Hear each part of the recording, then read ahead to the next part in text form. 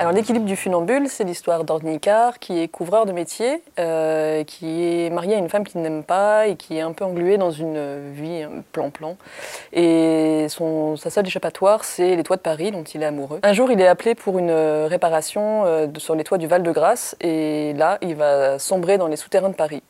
Après, il va errer 2 jours dans les catacombes et une jeune fille va le sortir de ses souterrains et à partir de ce moment-là, quand il va remonter à la surface, tout dans sa vie va s'écrouler, sa maison va s'écrouler, sa femme va le quitter et en plus on va lui réclamer une somme d'argent, il ne sait pas pourquoi.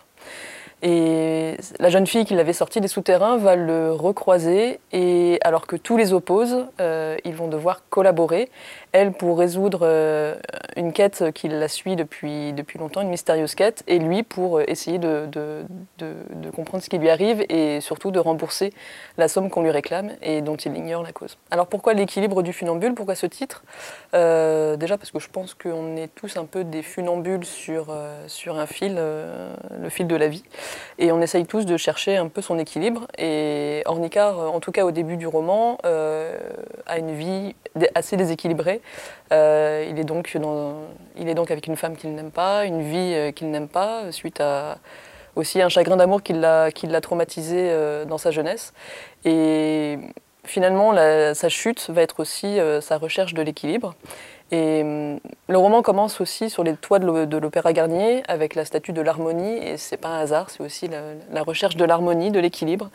Tous les personnages croisés dans le roman ont tous soit une passion qui les déséquilibre, soit une quête qui les ronge.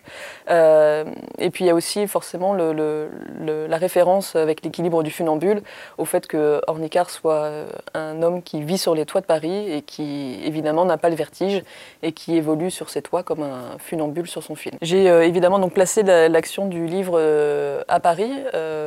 Pourquoi? Déjà parce que c'est une ville que j'adore. On aime la ville lumière, la ville avec le Louvre, avec les façades éclairées, les façades majestueuses, l'Opéra Garnier, enfin cette ville magnifique. Derrière la ville lumière, il y a aussi la ville de l'ombre, et c'est aussi celle-ci que j'ai voulu montrer dans le roman.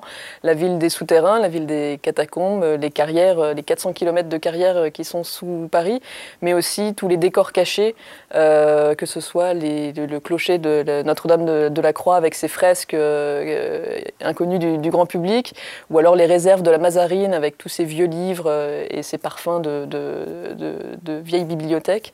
Et c'est dans ce Paris-là, un peu mystérieux, que j'ai voulu faire évoluer mes 2 personnages.